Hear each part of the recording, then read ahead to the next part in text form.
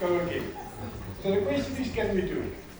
So what we say, to be able to trust it, you must have human accountability.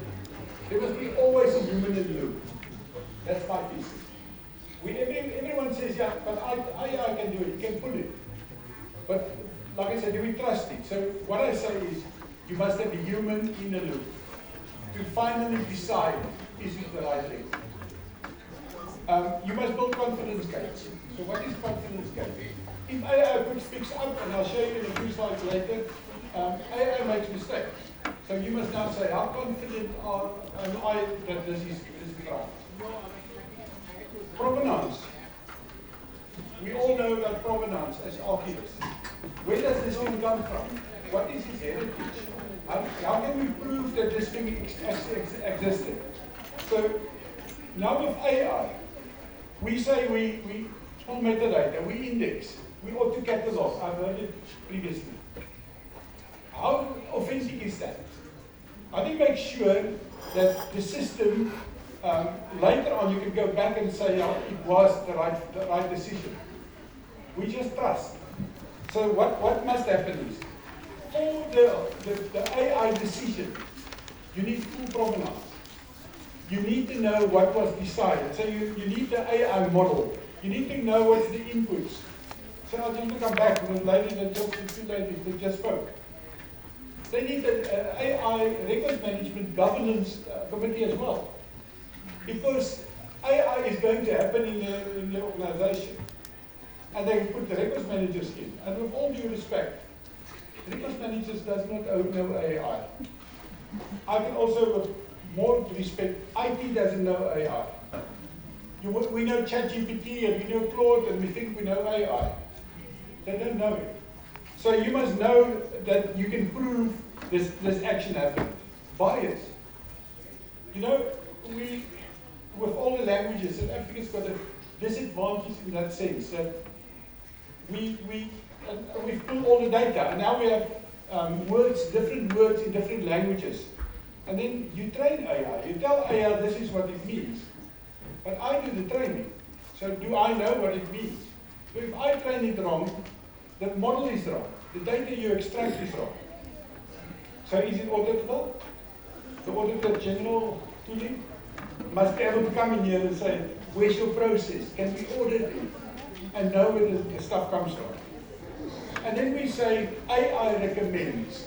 AI don't decide. AI does not do your destruction in SharePoint. AI will say to you, there is stuff to be destroyed. This is the reasons, but you decide. So then, biased, you must record it. So I have this large archive. This is the real life. I can go show it for people that want. So we got 6 million tips, scanned document, scanning. It converted into 554,000 PDFs. No metadata. So and there was 3.5 million digital objects. So we were tasked to say, please pull metadata. Because it's too expensive to capture, it takes a long time, so please see what you can do. So we started pulling metadata. At that stage, I was still high and thinking AI is the solution for every problem. So I initially just pulled. We just pulled it and put it on the web, and everything was great. But then later on, we realized that 2/3 had a 0.9% confidence rate. 1 is good. 0.9 is not good. So we were actually putting stuff on there that's not good. So I'm just going to show you some examples. I like my show and tell. So we did for this conference, I ran other small archive, just pulled some conference. So what we did is we changed the ID numbers to be not recognizable. We added some card numbers, and we called the record synthetic, because it was a synthetic run. So we did PII scan. Now PII is protection of information, it's private information. So what we got is ID numbers. And you can see, this is AI doing all this. And just by the way, this is Atom. We all know Atom at the National Archives. I've taken Atom because it's open source, and I've built modules in Atom to do the full extraction. So there you can see, it's got a risk rate, the first one high, and then not that high, and the bottom one is actually low. So it didn't even find that ID number. So now you want to do extraction of data or Popia, hide ID numbers, but it couldn't find that specific one. It would have gone through. So if you have a human in the loop, you would have exposed this record. So there's another one where you can see the same scenario where it picked up some information. Then some other records. We had a record, Fatima, it was pulled as an organization. Now, let me just explain this. It's called entity extraction, so you let your AI loose, and your Copilot does it well with the same problems. So first of all, it saw Fatima as an organization. It's already matched that one. So what happened there is, if you want to hide this for Popia, you would not have to hide because it's an organization. You can show it. It missed Van der Merwe and we saw Kerkstraat as a place because that's what it assumed. All this happens from training. So let me just quickly explain that one. You take your AI, we use in-house AI, you start training it. And you say, okay, this is words, this is organization, this is dates, this is places, and you do about 2,000 documents at least. So in your organization, that's why I say IT committee, it's not a simple thing of you starting to run your documents through SharePoint because it will auto-classify. You must train them to do the job right. You must monitor it to do the job right. You can just not accept it. In this case, this is a trained model that we spent days and months on training, and it found problems. So there's the last one I was just going to show. So the same.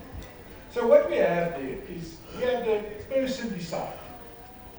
So AI will extract all the metadata. Then there's a button. You'll see the actions. Someone will say yes, I'm happy. The human. And once the human is happy, it will then do it. There you can see we build in where it does redaction. So what happens there is the system will then automatically say, and AI will find it as ID numbers, and you can start saying, I want this redacted, because all ID numbers, you can see the ID number field specifically. And then from there on, if the training is well enough, it will start redacting all your ID numbers. It will actually mitigate your Popia without you doing a lot. Yes, you have a human to say yes, yes, yes, yes, but it's better than a human typing or taking a black pen and hiding stuff. So this is what the public sees. I said it sees nothing because it is here. There's the compliance, so we built in, and that's the next step that you must do. Is you must have a Popia register to start, because the public sees this ID number there. Who do they complain to?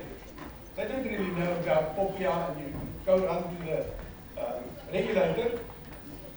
Built in. So what I found there is we actually have a 96% confidence rate, but there's still a 4% that fails. That is the reality there. AI is good. AI is not perfect, and you must cater for the not perfect, because the not perfect is bringing you in trouble. Because if you miss 4% and they come in to display health records, we do health records for instance, for cutting ambulances. You can imagine if those redactions don't go through. It shows what the problems is. So then, the last, I'm just saying, the operational model. Define your policy, the most important one. What AI must do and not do. Have a proper workflow by confidence and consequence. Not by saying, Copilot, I did training with SharePoint last week. And I showed people I can build a workflow routing these things in 10 minutes. But there's no rules. It's just a workflow. So what you do is you start the workflow, because that's a nice thing. You now have evidence that we have workflows doing everything. Test by language, test by period. Don't just assume because it's this language, it will always be the right one. Different languages comes from different times.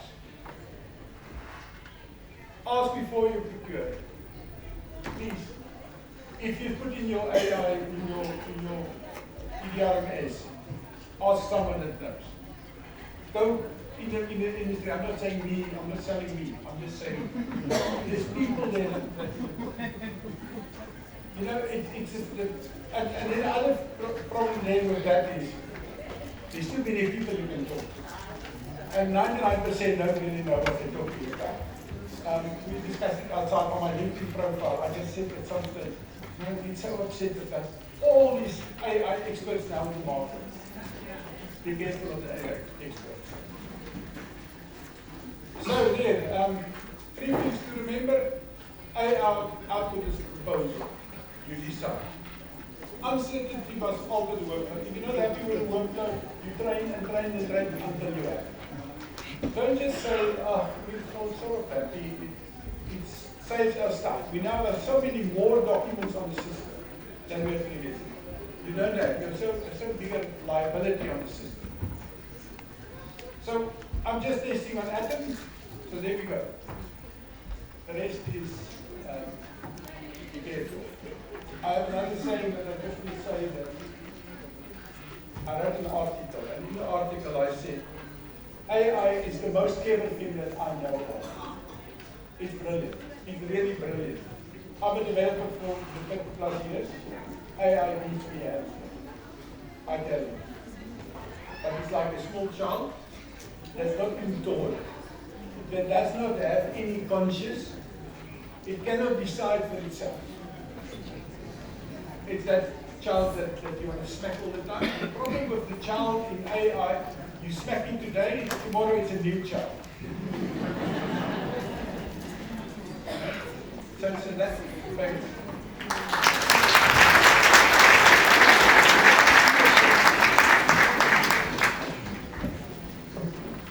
Thank you so much, Dr. Peterson. I do not want to add anything to what he said, but I heard that he said, for you to learn, you must unlearn so that you can make space to relearn. And you don't know AI. That much I get. You don't know AI. Colleagues,